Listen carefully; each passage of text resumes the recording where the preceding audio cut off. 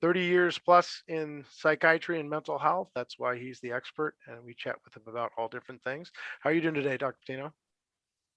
Well, I'm doing very well. It's been a busy day. We did a webinar earlier today, and that was successful, but it was tiring. It was intense, I think.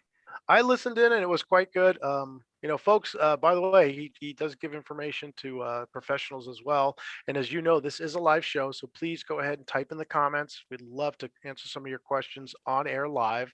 And if you were listening later on YouTube, please also leave some comments. We can get to it, those questions maybe in the next show coming up. Again, the only you is about you. And Dr. Pino is sharing his wisdom, both to practitioners today and, of course, to you.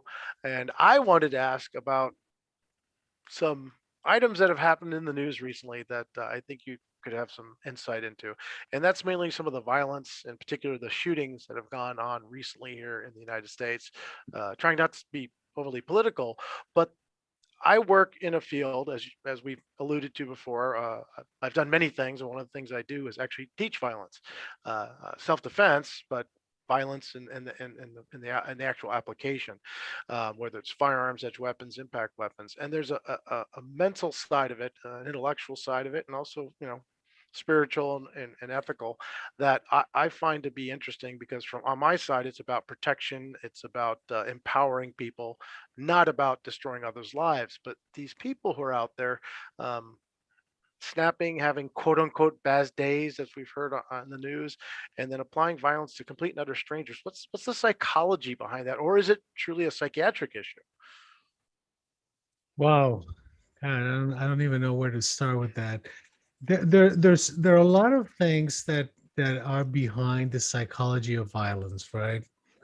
The psychiatry of violence. But I think that is before we get into the intricacies of people reacting in violent ways, it is important to understand one concept, and this is something that you hear a lot from us psychiatrists, and is that patients with psychiatric disorders as a group are not more violent than the general population. This is important to understand because we tend to stigmatize people and to label them, right? So we because we don't understand mental illness in general as a society, we tend to be afraid of what we don't understand, right? So it's very easy to scapegoat people with mental disorders. Let me give you an example. I mean, I've been following the news on the Boulder, Colorado shooting that happened yesterday, and I was listening to the news, and in some outlets, you're hearing the patient had a history of mental illness, right? And when you start making statements like that without knowing the facts, you start labeling, you start stigmatizing, you start inciting fear in some people that if somebody has mental illness, they may kill you. I mean that comes down to the translation, right? In a lot of people's minds. So it's important to understand, and I'm telling you this as somebody who's been seeing psychiatric patients for 33 years, and I've seen violence, okay? But I've seen more violence outside of psychiatric hospitals and inside of psychiatric hospitals, Mm. right? So now, what happens with psychiatric violence is that sometimes when you have a rare case of psychiatric violent episodes, they tend to be pretty intense, right? And they tend to be um, involving sometimes not only other people, but the individual themselves. So it's important to put that in context, right? Then you get into the sociological and psychological issues of what leads people to violence, right? The purpose. What is the purpose of the violence? And violence may have a multitude of purposes, anywhere from delivering a message to retaliation to soothing of a narcissistic injury. There are all kinds of different possibilities. Racism can be a reason for violence, you know, the fear of those who are different, you know, uh, the lack of acceptance, okay, can be a source of violence. But violence in general, okay, and you probably know this because you work with this, it has to do with power, okay? the feeling that I have control over somebody else. And that can be in response to an injury, or can be in response to hate, or can be in response to delusions, right? There are a lot of potential reasons why you want to feel that you have power and control, which is kind of like the basis for, like, say, domestic violence, which is another type of violence, right? It really has very little to do with with sex, or it has a very little to do with um, wanting to impose yourself. It used to demonstrate that you have the power and control, and that it should not be challenged, right? So we keep going back to the issue of power. Now, from the psychiatric point of view, when you're dealing with people who are imbalanced, whether it's in their personality, or whether it's uh, because they have a serious mental disorder, not unusually can be one of two reasons. One is that you're delusionally responding to an external stimuli that is not real. That's delusional, right? That you have to attack somebody who's attacking you. And we see that often in patients who are severely psychotic and paranoid. And it's not necessarily that they're trying to impose power and control. They're trying to defend themselves by being aggressive. Mm, And that is the type of violence that we see with kids a lot, right? In terms of, I don't want you to invade my space. So there's some sort of a protective violence, if you may, right? To keep people away from you. We see that a lot in autism, for example. That's where we see some violence, and some other people with cognitive deficits. But the most dangerous type of violence from the psychiatric perspective is what we call a narcissistic injury. Is when your value as a human being is being questioned and you're being shamed.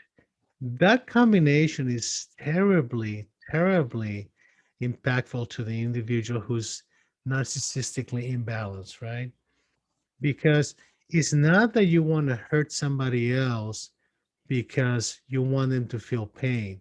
It's because you want to hurt somebody else because of what they're doing to you, mm, right? And to be narcissistically disordered and violent in a narcissistic sense can be very destructive, because what you're trying to reflect is the lack of sense of inner value, right? And that's very destructive. I mean, let me give you an example, and I've seen this happening before. uh, an individual walks into his house and he finds that their spouse is in bed with somebody else, right? He pulls the gun and shoots them both, right? And then you say, well, afterwards, you ask him, why did you kill them? And most people would say, well, because of what they were doing, right? No, he killed them because of what they were doing to him. mm. So shame, in a roundabout way, can be a tremendous force toward violence. And we have to be very careful with that. And do you think this is why so many of these people, again, lately we've had, Asian people of Asian descent being attacked, or certain ethnic groups, because that the person, the individual, is feeling, I guess, aggressed by those people, and it's the pain they're feeling is because of these people, and then trying to rectify that through an assault of their own. Is that kind of how it works? Well, I mean, rectifying will be a high level of purpose, right? Mm, I do think that some people will react violently toward those who are different because of your own insecurities, right?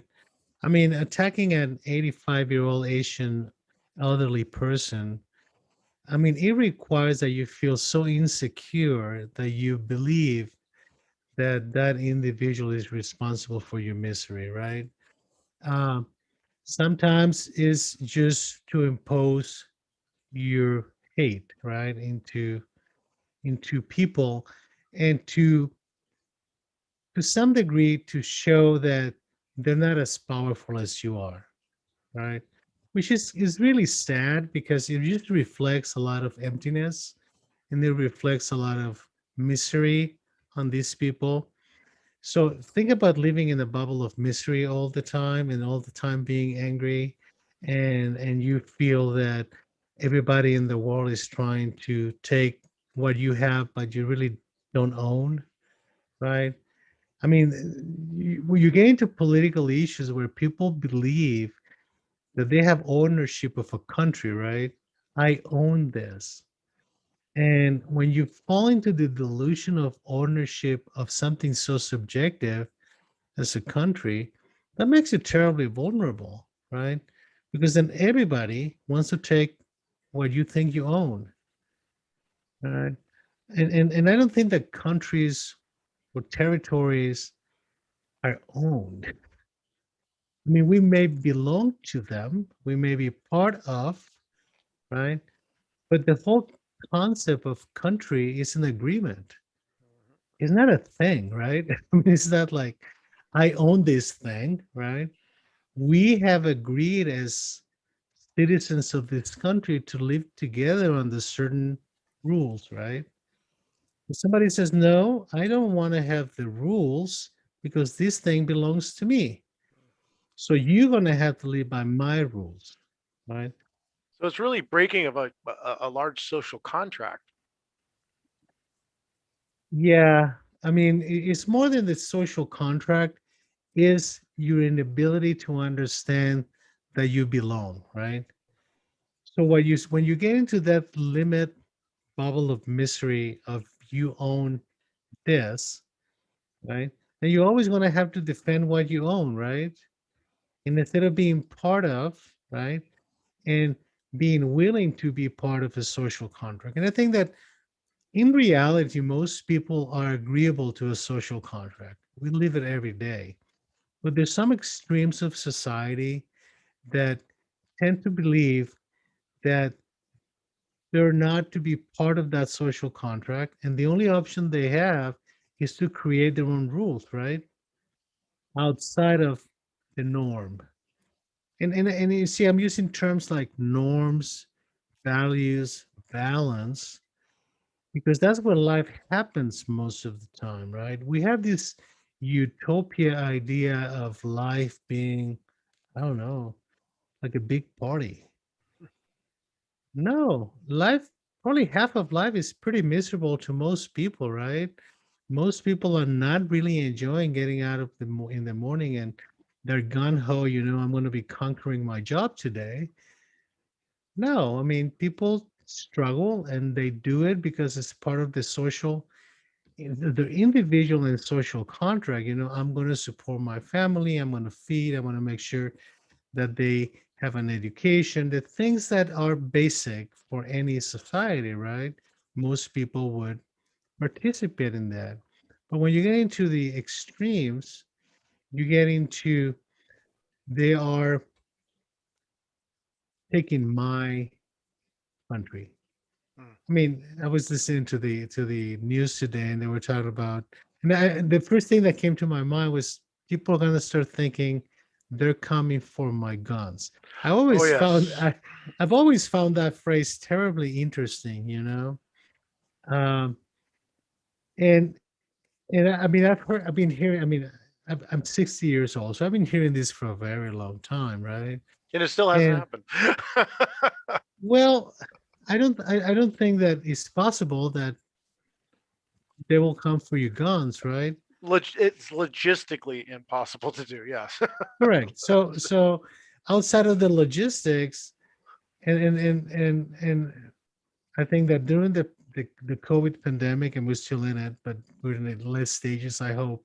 And during the inauguration of Biden, I mean, the sales of guns went off the roofs, right? It's Well, like, as you know, I work in that industry, and yes, yeah, it's almost impossible to find items.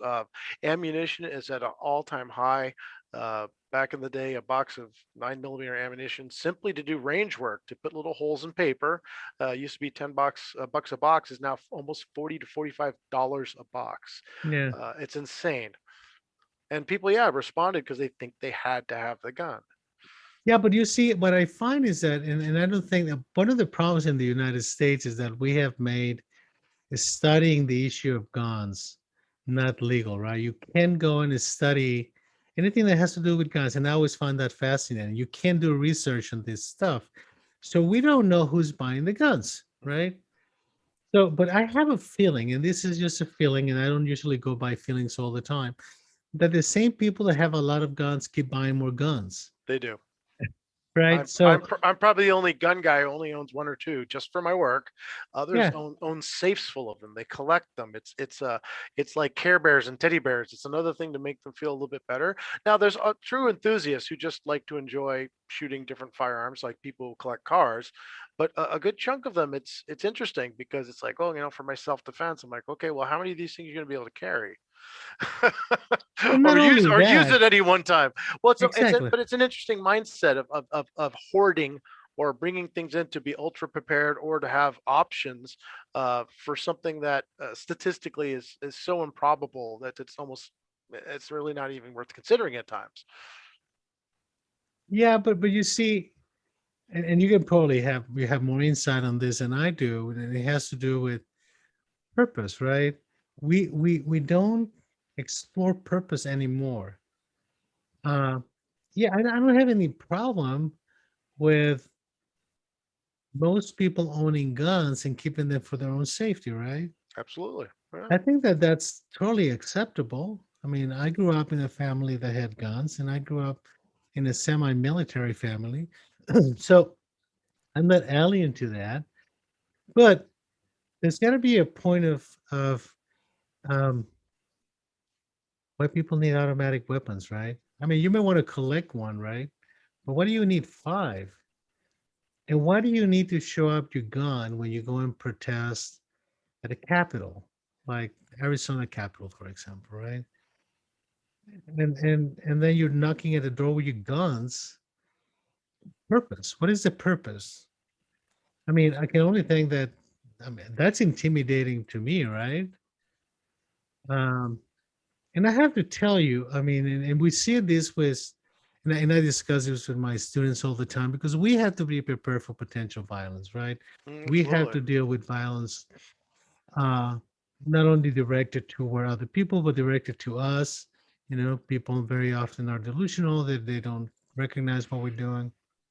We get threats all the time. And I always ask, what's the purpose of threats, right? Why do you want to show up your gun? I mean, most of the people that are going to cause the most damage will not threaten you.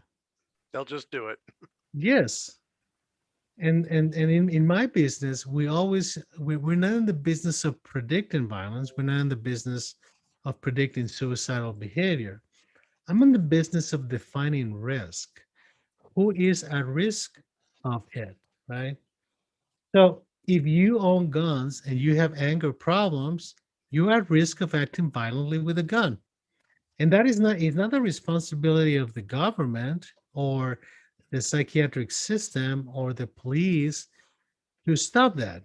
It's the responsibility of the individual. We get into the issue of honest, good ownership of guns, right? That you recognize your risk. And this happens all the time. People always come and tell me, is my child going to commit suicide? And I have to say, I don't know. But I can tell you that there's a risk for suicide based on these parameters, right? And now that we have recognized the risk, we have to do something to reduce the risk. So if we recognize that there's a risk of violence in the community because of political situations, because of anger discontrol, because of what just happened January 6th, right? Because there's a lot of angry people out there with guns, right? What are we doing to reduce the risk, right? What are we doing and what can we do from the legal perspective, or what can we do from the societal perspective? Because I think it's important to understand that it's not the guns that we need to be afraid of. We need to be afraid of the people who are so angry that they're willing to use it as a way of demonstrating that they have control over something, right? And I may be somewhat naive, but I've seen this happening. You cannot fight violence with violence, right? We cannot say, well, let's shoot them all. Can't do that. You have to extend your hand and say, well, I understand your anger. I hear you. I may not agree with it, and I may not agree with the premise of it, but what can I do to help? You know, here's my hand. Okay. Because a lot of these people who react in angry ways are really scared. Mm. right? I mean, I honestly believe that some of the people who react in angry ways and that they don't let you talk and they're always arguing their point and they have their own set of facts that nobody else agrees with, right? They're trying to tell you something. And very often, what they're trying to tell you is that they're afraid, but they will not recognize that feeling. It's a lot easier to be angry than to be afraid. Oh yeah, and again, I encounter this quite a bit often in my other work. People coming for concealed weapons permits and firearms training, and I always push it. I ask them. I said, I really want you to look at your life, look at the reality of your life, and tell me why you're here. And oftentimes, yeah, I can get them to admit a certain amount of fear and anxiety, and then we discussed that as you've said many times before, fear and anxiety are natural things. They're just what keep us safe, so we don't run off a cliff or walk face first into a lion. But irrational fears, and I try to talk to them about that. Let's bring it back. I always use the analogy of going to the beach. I Mhm. say, what are most people afraid of when they go to the beach? And everyone says, well, sharks. It's okay. What are the statistics on shark attacks? Virtually nil if we just went down to San Diego. I mean, yeah, if you're in the Bahamas and it's white tip reef shark breeding season, it's at night and there's a feeding frenzy, you have a cut on your leg. Well, it's going to increase the possibilities. But in general, we should worry less about the shark and worry more about swimming and riptides and things like that. And instead, they put a lot of their energy into the most devastating fear versus the most common probabilities. And we talk about that possibilities, probabilities, and plausibilities. And it's just interesting to watch people.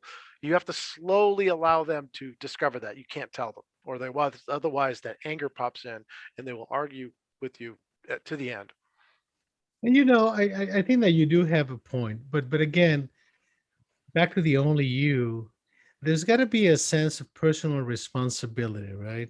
But the personal responsibility comes with consequences, right? You have to accept that you may need some help to be responsible, right?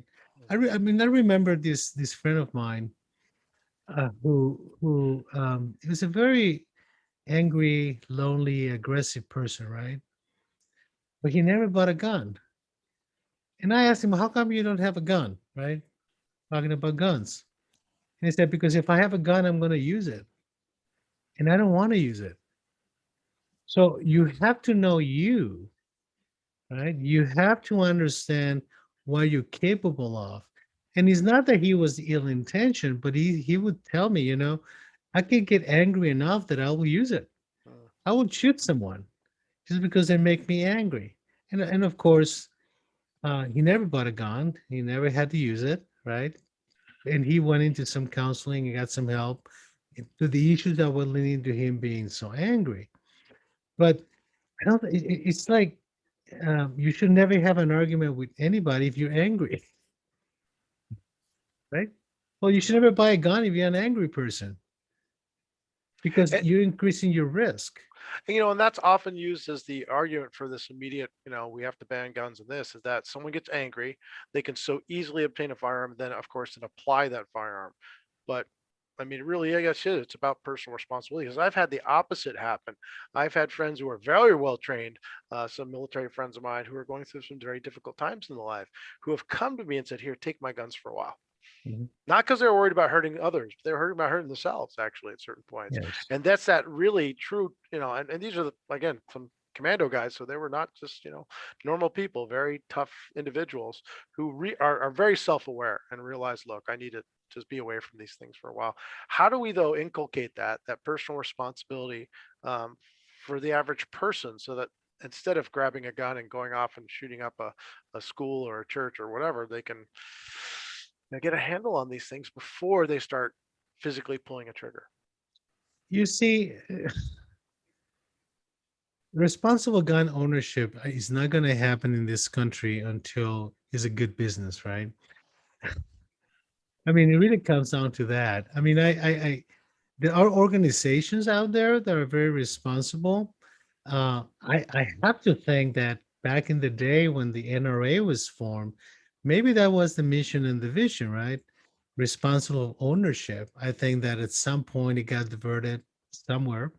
And I don't know much about the NRA, but I do think that organizations usually get started with a more altruistic middle road, trying to help people that owns guns, not just to keep them, but to own them responsibly. And I think that there's some chapters of the organizations that manage guns that continue to do that, right? I mean, if you're going to buy a gun, be trained, know how to use it, know what the purpose of the gun is. I'm not opposed to that, right? What I'm opposed is to indiscriminate release of guns that are not intended for protection, that Mhm. are intended for killing, right? And I remember, I mean, back I think it was up until 2001, 2002. Before that, there was a ban on automatic weapons. Remember, Yes, that was lifted in the early 2000s for political reasons, right? But that was generated from the Brady Bill back when Reagan got shot, right? correct. So there was I mean, it took a president getting shot to do something about it, and nothing has happened since, right? I mean, Yeah, but that bill also essentially really didn't it really didn't change much. I was in the industry back then. Yes, you couldn't have telescoping stocks and certain little things, but essentially, certain weapons were all completely available until individual states like California started doing some additional things, and it was a political minefield for the people who actually voted for it. They were got in trouble, so everyone backed off significantly. Um, but your views of gun control or gun ownership, I think, are valid. I think most people would agree. But again, what about that psychology or again the psychiatry of a person? What makes them take that next step, and how could maybe possibly some of us um, recognize that and others around us? I think that you mentioned a minute ago your friends, special forces that bring the gun to you because they're concerned they may use it on themselves, right? And you started by saying they were going through a difficult time, right? I think that very often going to difficult times and finding yourself alone and not being comfortable with what who you're left with, meaning yourself, right, may precipitate your mind to start going into a lot of places, right? One of those places that commonly happens is my life is not worth anything. I might as well be dead, right? And some people do pull the gun and kill themselves or hang themselves or take an overdose. Uh, Interestingly enough, I don't get to see a lot of those people because they die, right? Hmm. I get to see the ones who did not succeed or they asked for help before they got to that point. But interestingly enough, the statistics on suicide over the last 50 years have not changed very much as a percentage of the population. Hmm. Yeah. So the whole concept of suicide prevention should be changed to suicide risk assessment and identification, right? Because the completed suicides continue to happen and actually has gone higher in terms of violence towards self among adolescents, which is the population that I treat the most, and the elderly. Okay. An interesting in statistics is that for some reason, when men lose their wives late in life, they tend to resort to suicide much more often than when women lose their husbands. And I don't know what the message is on that, but something is kind of twisted there, right? So the reality is that violence toward oneself is a problem, and then violence toward oneself can easily be turned into violence toward others, meaning my misery is your fault, Hmm. right? And if I kill you, I'm less miserable. The problem is that that's never the case, right? So that it gets into a semi-delusional way of thinking that everybody's against me because I'm not worth anything, and very often in this type of situations, the individual who's performing these acts is really ready to die, right? I mean, and it happens often that the mass shooters get killed in the process. Because to be able to do something like that, you have to be willing to take a bullet yourself, right? I mean, it would be kind of insane to think that these people are planning it in a way, right? That they are having an escape route or something like that. But Use but they doesn't also happen. but they also haven't gone all the way to the other side of being a suicide bomber, Yes. which would be significantly more effective, and take care of their problems. They don't have the ramifications afterwards. Well, you're getting into a very delicate issue because it's very you're getting into cult, right? And how a cult can convince you that your life after death is more valuable than your life here. And I think, I mean, from the psychiatric point of view, I think that's the ultimate manipulation, right? Mm. Uh, because usually the one who sends you with the suicide vest never decided to put the best on themselves, right? You go, not me. How did that happen? You know, the indoctrination that is required, right, to believe that you're doing good by negating your basic instincts of survival, right? And then take away a bunch of other people with you because of whatever promise of future something. As far as I'm concerned, from the psychiatric point of view, it's delusional, right? But I think that is somewhat cowardly from the ones who are directing, right? Because if they really believe that, they should put the They do best it on themselves. themselves, Yeah. right? Because basically what they're saying is me being here is more important than you being here. So I'm more important than you, which in a roundabout way reflects the fact that there is an inner sense of no value to your life, right? And that idea that every life has value is terribly important, right? Nobody deserves to die. There's no such a thing as deserving to die. Now, and don't take me wrong. I've seen a lot of bad people. I've interviewed serial killers, right? I've been in rooms with them for hours, right? I can see either their delusionals or their sociopathy and their psychopathy and their badness, right? But nobody deserves to die. I think that everybody deserves to have consequences, legal consequences from their behavior, right? So that I think that that's important.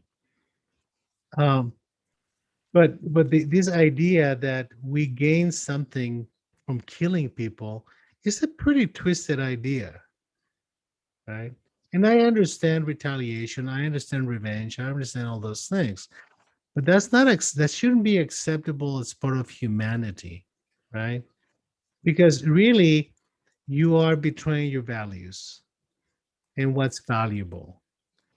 And if we cannot agree on what's valuable, and we cannot agree that life is valuable, then we are going to repeat the same mistakes over and over and over again, right? Now, is this going to stop for political reasons? No, right? Uh, I think the first mass shooting that I heard of, I must have been like 8 or 5 to 8 years old. You know, the shooter in the university in Texas. You Yep. On know, the tower. Yep. the tower. Mm. And I was little when that was going on. It's been going on for a long time. And before that, it was axe murderers, and people laugh about that. They say, "Why did they say that?" Well, because it was the most accessible weapon. People had wood burning fireplaces and stoves, so when the angry person showed up, there's an axe right there. It was an easy weapon to grab. It's morphed into the firearm now, but it's Yeah, still this. and But it's still the psychology that drives it, not the actual weapon that's exactly, being used. exactly. And you know, we saw a lot of anger on January 6th, right? And there's a lot of political implications of that. But what I find fascinating is the blindness of the anger, right? It's like I have to let you know that I feel so powerless that I have to do this to wake you up, Problem is that the people need to be awakened are not waking up, Mm. right? Because the reality is that political expediency has become more important than human life. I mean, we don't need to go too far to understand that, right? And that is dishonest, right? Which takes me back to values. I mean, we don't have to agree politically. We don't have to like one person or dislike the other. We don't have to be fighting politically. Or we could. Hey, let's say that we can agree to disagree, but we cannot disagree on what is the value of humanity.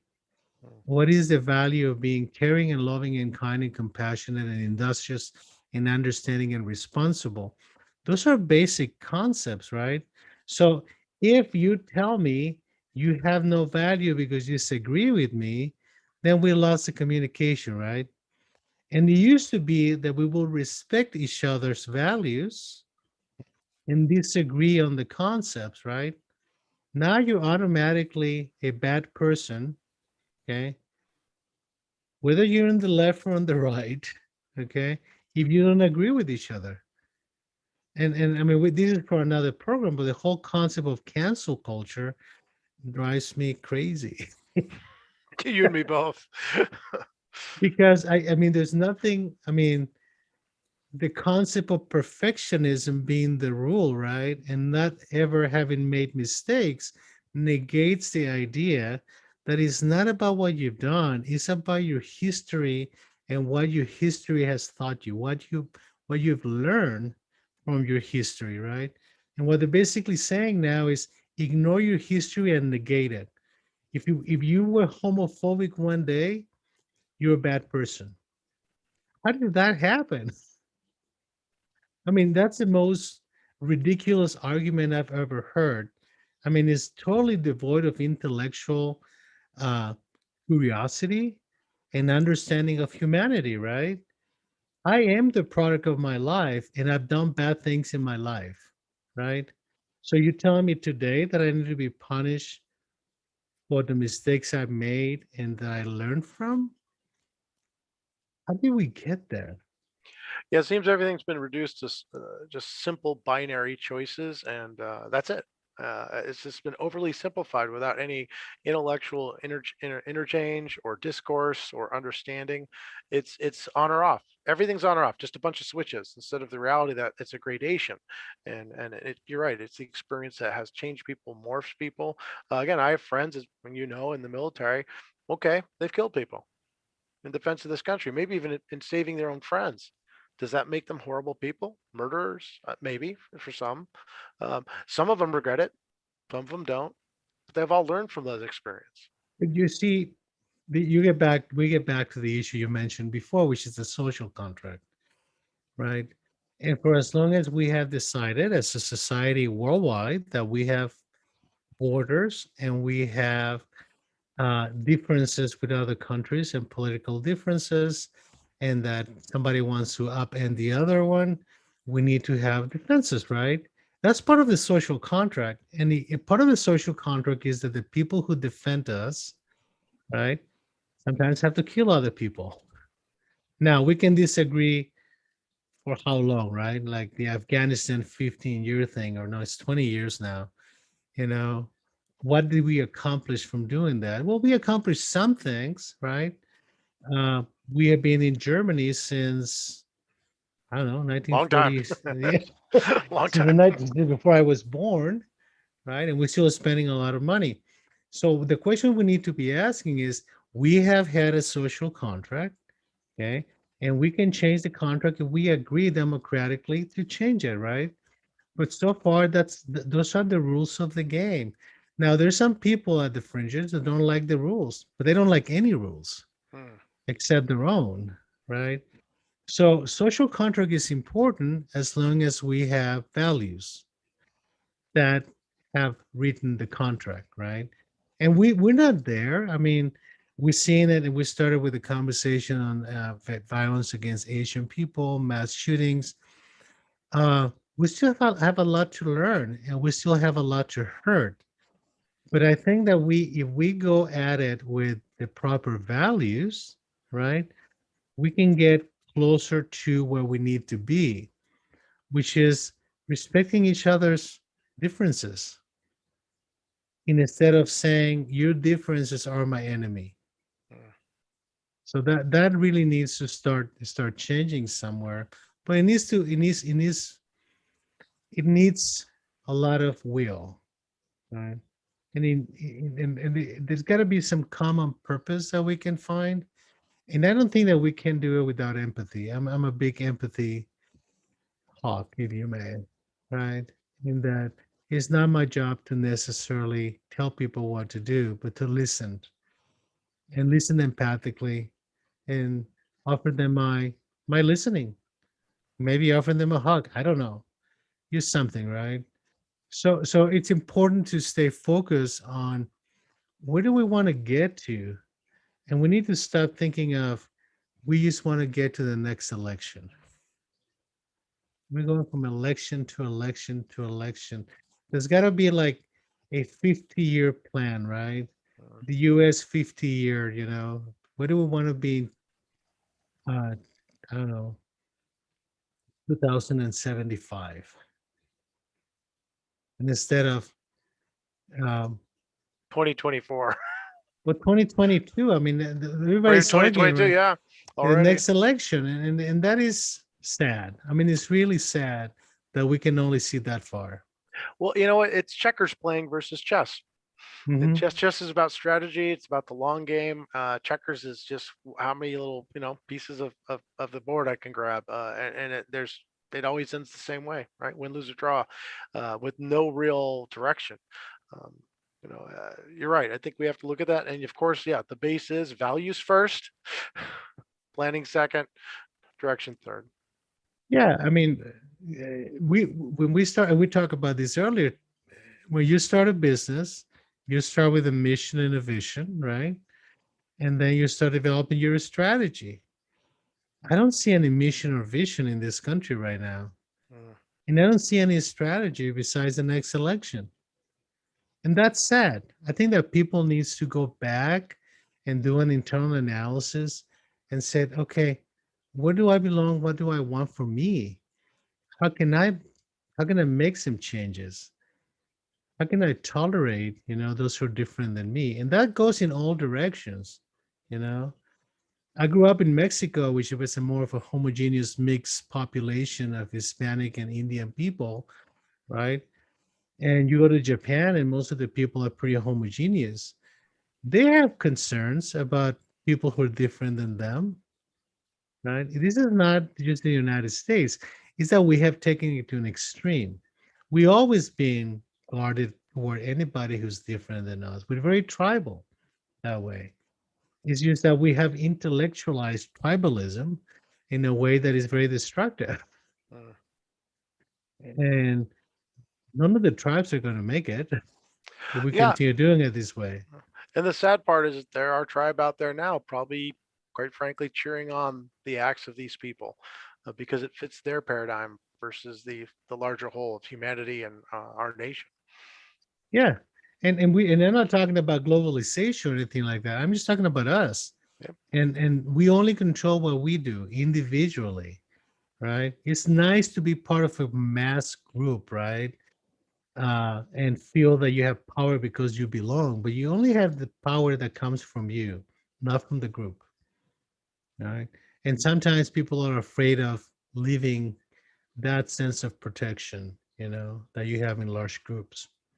So what do you tell the people who are concerned of future acts? I know myself, my 2 cents is really simply still look at the statistics. It's still incredibly rare that you would ever be directly associated with this, but still, again, it's the shark, right? It's that greatest fear. How should people look at themselves and look at their friends, their family, their community, and manage the anxiety that's going to maybe push them to do some things or say some things or act out.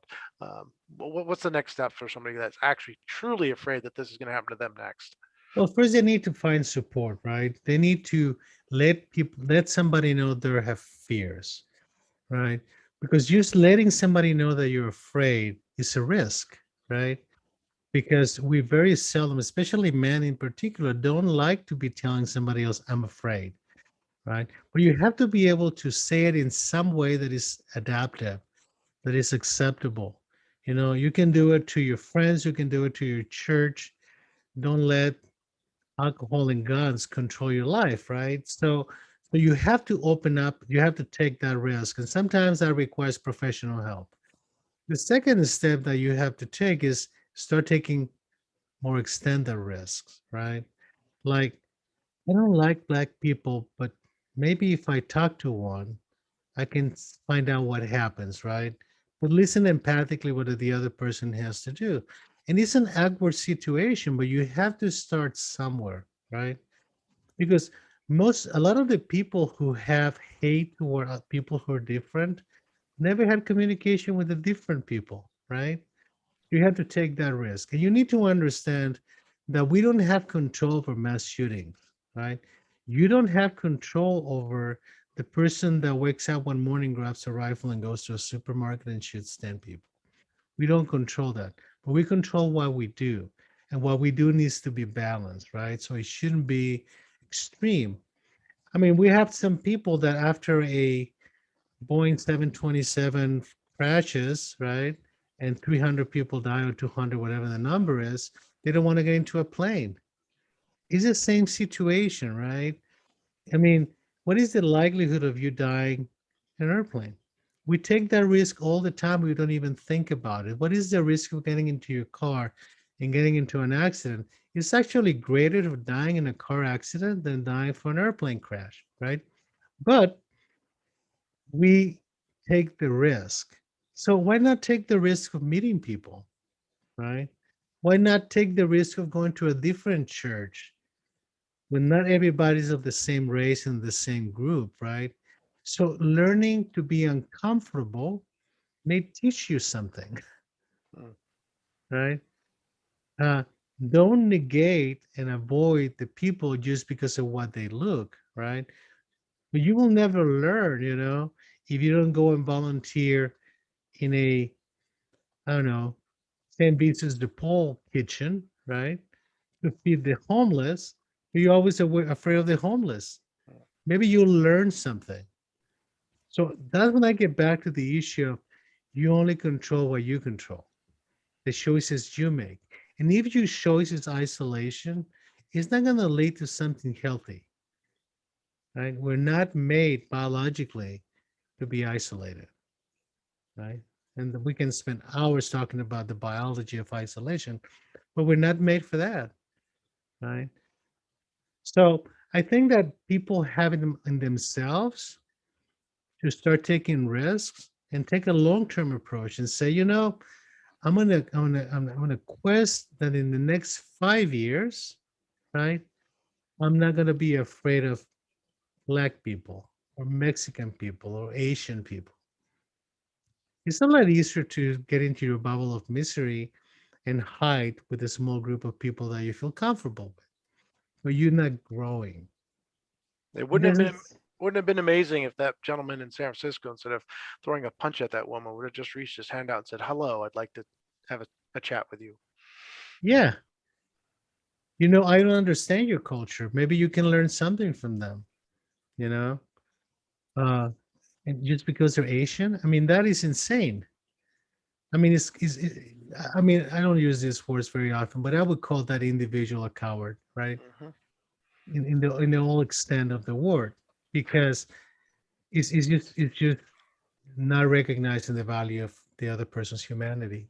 But see, you use the word coward, and it's again based on values and humanity, and other people want to label it as insane or mental health or mental illness issues, so that they don't have to look at the greater issue of values and communication and the like. It's easier to put it in a little box and label it, and then to actually accept that, okay, this person had some issues, and not necessarily mental health issues or mental illness issues. They had other issues of their values, of communication, of bigotry. Those aren't they're not illnesses. They're just states of being. Yeah, but you see, until we recognize that when we are being violent with other people, we're actually being violent to ourselves, right? That you're hurting you. I mean, there are very few people in this world who are truly sociopaths, right? And they would probably won't do something like that. They would ignore it because they're more calculating, you know. Those are the people everybody needs to be afraid of Oh yeah. because they plan things, they don't act impulsively, right? But I mean, if you said this guy that pushed the elderly person in San Francisco, maybe he had attention deficit disorder, right? And it's impulsive. Maybe he was angry and he just the person became available. But they're doing it to themselves, right? Because you have to live with you. Nobody has to live with you but you. People have the choice of not being with you, right? But you don't have the choice of not being with you. Hence the only you, right? And there we are, right back to it. It's still all about you out there. And again, we hope that you will join us for future programs. We are reaching out to some guests that we think you might find very interesting. My friend spent 11 years in the NFL, is now a therapist, might be coming on. Another gentleman, I talked with you, Dr. Tino, about this, who's was a former pastor and has had some challenges in his family when it comes to mental health, transgender issues, and the like, and it really challenged his faith. He was again a pastor at a Christian church, and he took the road that you mentioned in our last show, which is settle for love. Yes. And I think that we're also going to be bringing out some guests about alternative treatments like psilocybin and ketamine and different approaches to mental health treatment. Not that I'm advocating that's the only treatment, but I think that people needs to know what's in the pipeline and how we're learning more about the brain development and brain growth and brain repair from actually some drugs that have been considered illicit in the past that have become more popular, and we're working on some of those projects too. Yeah, so please let us know which ones are interest to you and what you want to hear about. Please subscribe, and we'll see you next time. Take care. Thank you.